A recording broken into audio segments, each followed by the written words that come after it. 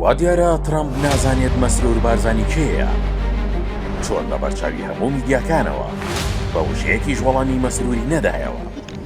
It's a very unusual question, I think, but I assume you're from the area, and to you it's a very important question, and to me it is also, because people are being killed. I will say this, Iraq has been much different in terms of us.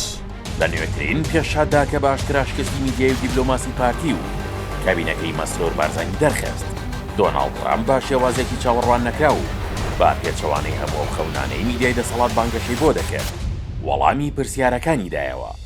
لە کاتێکدا میدیایەکی سەر بە پارتی بە هەموو توانایەوە هەوڵ دەدات سەرنجی ئەمریکا و کۆمەڵگەی نێودەوڵەتی لەسەر پێشێلکاریەکانی مافی مرۆڤ و کوشتنی هاوڵاتیان لە دەڤەرەکە لا ببات و بابەتی بازرگانی و گازی کۆرمۆر بکاتە ئەولەویەت.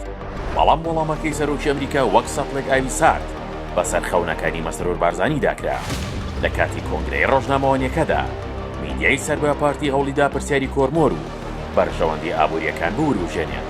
بەڵام دۆناڵد ترامپ بەبێ ئەوەی گرنگی بۆ بابەتە بازرگانیە بدات کە تەنها لە بەرژەوەندی گیرفانی دەسەڵاتدارandایە ڕاستەوخۆ باسی لە ڕووداوەکانی گوندی لاجان کرد و بە یەک وشەش وەڵامی مەسرور بارزانی نەدایەوە. ترامپ بەڕۆنی ڕایگەیاند کە ئاگاداری ڕووداوەکانی ئەم دوایەی کوردستانە و بیستوێتی خەڵک کوژراوە وتیشی بۆم گرنگە و بەدوەداچوونیشی بۆ دەکەم. ئەمەش دەرخەری ئەوەیە کە ژیانی هاوڵاتیان و کەیسی کوشتن و ئاوارەکردن زۆر لە گرێبەستەکانی نەوت و غاز گرنگترە. It's a very unusual question, I think, but I assume you're from the area, and to you it's a very important question, and to me it is also, because people are being killed. I will say this, Iraq has been much different in terms of us. لەو کاتەشی پامنێرەکەی میدیای دەسەڵات ویستی پامی پاڕانەوەی مەسرور بارزانی بگەێنێت بۆ وەرگرتنی سیستمی بەرگری. ترامپ بە شێوەیەک وەڵامی دایەوە کە بە تەواوەتی پێگەی سەرۆکی حکومەتی هەرێمی کوردستانی لەق کرد و لە بریەوەی بەڵێنی پاراستنی حکومەتەکەی هەولێر بدات جەختی لەوە کردەوە کە پەیوەندیان لەگەڵ سەرۆکوەزیرانی عێراق زۆر باشە.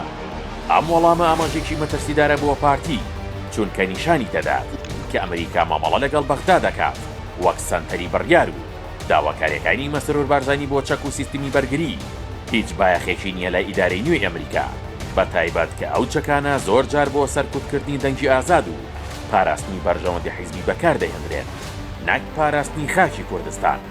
دەرکەوت کە ئەوەی بۆ ئیدارەی ئەمریکا جێگەی نیگەرانیە ڕژانی خوێنی خەڵکی بێتاوان و کوشتنی هاوڵاتیانە لە گوندێکی ئەم هەرێمە نەک ئەو بابەتانەی کە میدیای پارتی شەو ڕۆژ دەهۆڵی بۆ دەکوتێت.